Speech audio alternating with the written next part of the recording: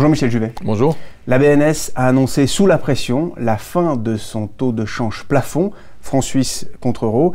Quelle est la principale leçon à tirer de cette décision? Je crois que le monde avait oublié une leçon importante, c'est qu'une parité est soit dans un système à parité fixe, soit dans un système à parité flottante. Mais notre BNS avait inventé un système à double vitesse, parité flottante, puis parité fixe, puis de nouveau parité flottante.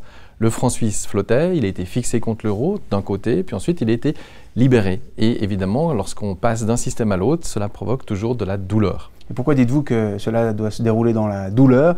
Est-ce impossible autrement? Parce que quand une banque centrale intervient, c'est parce qu'elle essaye de lutter contre des excès de marché.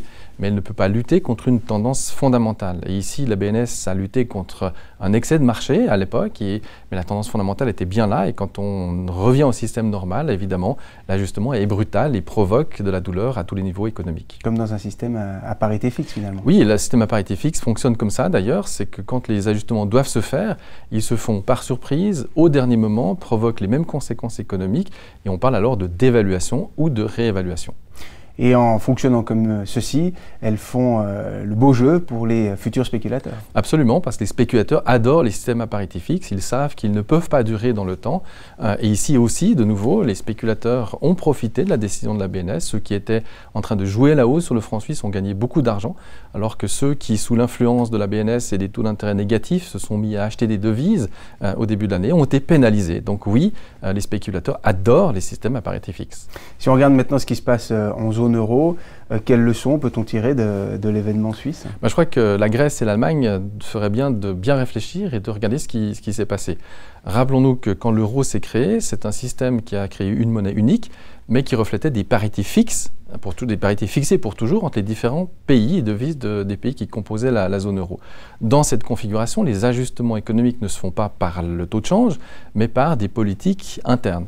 Mais aujourd'hui, qu'est-ce qu'on constate? C'est que probablement l'euro est trop bon marché pour l'Allemagne qui exporte très facilement, ou il est très cher pour la Grèce qui, elle, n'arrive pas à exporter.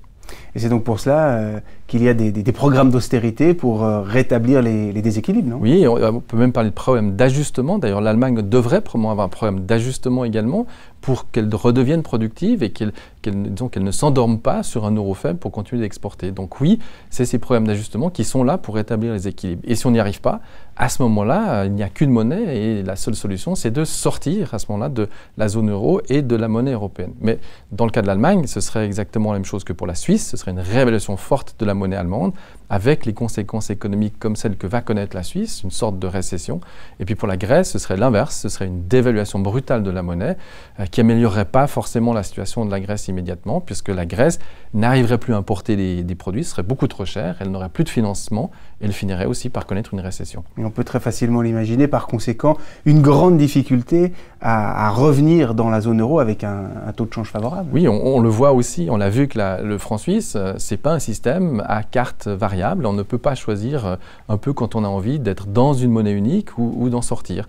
Donc une fois que vous êtes sorti d'un système à parité fixe, quand vous y revenez, ou quand vous sortez d'un système à parité flottante et quand vous y revenez, vous ne revenez pas à la parité précédente. Dans le cas de la Suisse, on est passé de 1,20 à 1 brutalement. Et les États qui nous entourent peuvent-ils s'inspirer de ce qui s'est passé sur le franc suisse? Je crois que s'inspirer, je ne sais pas, mais en tout cas, ils devraient bien regarder et saluer le coût que les citoyens suisses vont endurer et ça va leur donner un exemple à l'échelle 1, une échelle en temps réel, des conséquences économiques d'un mouvement de va-et-vient entre un système à parité fixe et de parité flottante. Merci beaucoup Michel Juvet. Merci.